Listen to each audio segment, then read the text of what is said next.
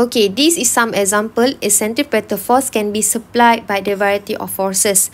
Okay, for example, first illustration is we can see that the car is moving in circular path. So the centripetal force is provided by the frictional force between the ground and the wheels. Okay, untuk kes yang melibatkan the rotation of the car moving, sama ada dalam roundabout ataupun any curve road. So, dia akan experience satu friction yang towards pada center of the rotation. Why? Because to keep car in circular motion, dia akan satu force yang akan towards pada center. Kalau tak, objek ataupun kereta ni tidak akan boleh bergerak dalam bulatan. So, dia mungkin akan skid lah. Okay? Dia mungkin boleh terbabas. Okay.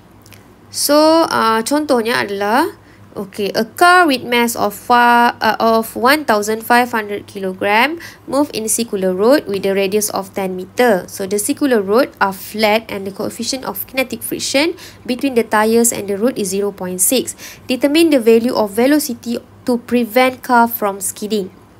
Okay, so maximum velocity lah ni, maksudnya velocity yang kita boleh cari untuk elak kereta ni daripada skid.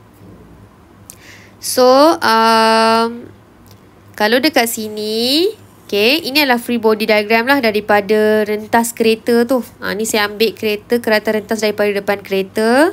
So, F yang ditulis dekat sini sebenarnya force of friction sebenarnya. Okay. So, jadi dekat sini, kita ada normal force, kita ada weight, kita ada friction. Okay, friction yang sentiasa towards the center. Okay, jadi untuk dapatkan value of velocity kita adalah relation dengan AC. So, kita tengok komponen apa? Is komponen X. So, summation Fx is equal to MAC. So, F is equal to MAC. Okay, so F ni sebab apa? F sama dengan MC sebab F je duduk kat komponen X. Jadi F is equal to MAC. So as you know that F friction is equal to mu N. Because they give you the coefficient of friction. Dia bagi mu 0.6. Okay, so masukkan mu sama dengan apa? Okay, kita tengok N tak ada. Jadi N kita boleh dapat daripada komponen Y. Okay, so summation Fy equal to 0. N minus W equal to 0. So N sama dengan mg. Selesaikan di dalam ni. Dalam mu mg is equal to mv squared over R. Okay, M boleh potong sebab ada kiri dan kanan. Okay, finally, you akan dapatlah jawapannya adalah 7.67 meter per second. Yang ni sebab saya just tunjuk je. Because saya nak bagi awak contoh apa yang awak patut tengok lah daripada various illustration. Okay. Okay, so second illustration dia cakap tentang the swinging a ball at the end of the string. So dia kata the centripetal force is provided by the force of the tension of the rope. Object is toward the center. Okay. So dekat sini kita ada several types lah yang melibatkan case yang swinging a ball at the end of the string ni. Okay, so yang pertama kita tengok dia adalah horizontal circle. Okay, horizontal circle maksudnya circle dia dalam keadaan horizontal. Maksudnya ni tali dan kita connect pada ball and then kita pusing tali ni. So tangan kita dekat tengah-tengah ni lah. Saya tak tahu nak lukis macam mana bagi awak faham. Ni tangan kita yang rotate benda ni. Dan make sure untuk dapatkan horizontal circle, tension ni kena straight, kena tegang, tak boleh ada bending. Okay, tak boleh bending lah maksudnya. Kena tegak. Okay, so ni adalah contoh soalan. Object of mass 0.5 kg attached to the end of the string, move with a uniform speed of 3 meter per second in a horizontal circle. So given radius is 0.5 meter. Sebenarnya kalau tak sebut pasal radius kat sini, kamu kena faham kalau disebut perkataan length of the string ni, dia adalah sama dengan radius sebenarnya. Okay, length of the string ni sebenarnya radius. Okay, kadang-kadang soalan tak cakap radius. Kalau soalan cakap length of the string. Jadi awak janganlah tak tahu pula length of the string tu adalah radius Okay, sama. Okay, calculate the centripetal acceleration and tension in the string. Okay, first bila you dapat dalam keadaan macam ni, you kena lukis free body diagram. Okay, ini contohlah free body diagram yang saya lukis. Okay, ada bola, objek, and then ingat ada string. So, maksudnya ada tension yang away daripada objek. Okay, lepas tu dekat bawah dia ada weight. Okay, and then kena ingat towards FC. Titik FC sebab duduk tengah-tengah. Jadi AC akan towards FC. Kalau awak tanya saya memang suka lukis titik FC ni supaya saya tahu AC ni pergi mana. Okay, AC sentiasa towards titik FC. Okay, ini kalau contoh lukisan bola sebelah sini lah. Kalau bola sebelah sini, you lukis secara lain lah. Okay, so ini adalah free body diagram. Okay, so nak cari centripetal acceleration, awak boleh guna formula AC is equal to V square over R sebab dia dah bagi speed 3 meter per second. So, substitute value 3 kuasa 2 bahagi dengan R 0.5. So, you akan dapat AC sama dengan 18 meter per second square. And then, dia suruh kita cari tension in the string. So, as you know that tension in the string. So, kita boleh ambil balik gambar rajah ni. Okay, so paste kat bawah supaya you nampak. Alright.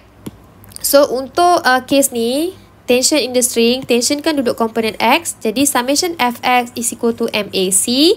So, T, sebab T yang duduk kat komponen X, tak ada force yang lain. So, T equal to MAC. Jadi, 0.5 times dengan AC 18 yang kita dapat daripada atas lah. Okay, darab, you dapat 9 Newton. So, ni adalah tension lah, 9 Newton.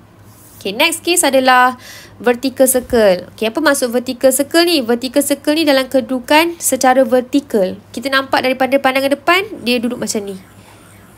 Depan mata kita, bentuk dia macam ni. Kalau horizontal, depan mata kita, bentuknya macam ni. Lain kan ni? Horizontal. Ni vertical.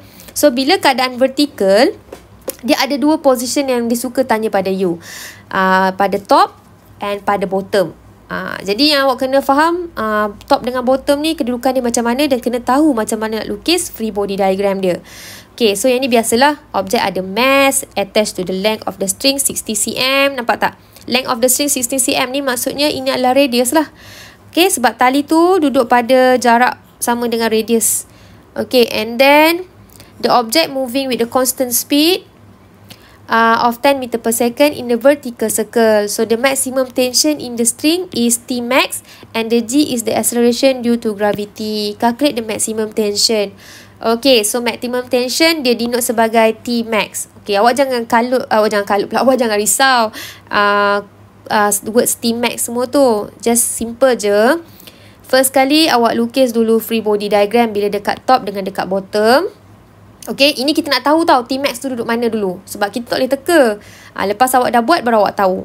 Okay, so bila saya lukis free body diagram, we can see that when the object at the top, so we can see that the tension is downward and also weight. And then AC is towards FC. Nampak tak? Okay, bila dia ada dekat bottom, so weight ke bawah and then tension akan ke atas dan FC, AC akan towards ke atas. Okay, bila kita lukis free body diagram, baru kita boleh buat equation.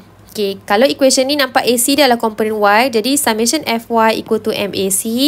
So, dekat Y ada apa? Kita ada T dengan weight yang sama arah. So, that's why T tambah weight. Sama dengan MB squared over R. Okay. So, bila saya susun T sama dengan apa? T sama dengan MV squared over R. Tolak dengan MG. Okay, saya tinggalkan dulu. And then, saya buat untuk bottom pula. Okay, bottom pun guna cara yang sama. Tapi sekarang T dengan weight ni arahnya berbeza. Tapi T ikut arah AC kan? Jadi T yang positif. T minus weight. Okay, T minus weight sama dengan MAC. Okay, jadi kat sini susun T sama dengan MV squared over R tambah dengan MG. Okay, sebab weight pergi sebelah sini dia akan jadi tambah. Okay, cuba awak tengok perbezaan yang saya kotakkan ni. Okay, yang ini T dia MV squared minus MG. Yang ini T dia MV squared tambah MG. Kalau saya tanya T mana paling besar, awak mesti cakap yang ni sebab dia tambah, betul tak? So, inilah kita panggil T maximum. Yang ini kita panggil T minimum. Kenapa T minimum? Sebab bila kita kira, nilainya mesti kecil daripada this one. Okay, so that's why kita panggil ni T maximum, ni T minimum. So, soalan tanya tadi, berapakah T maximum, betul? So, kita ambil lah formula ni, masukkan nilai. And then, dapatlah jawapan 8.82 Newton. Macam tu. Okay.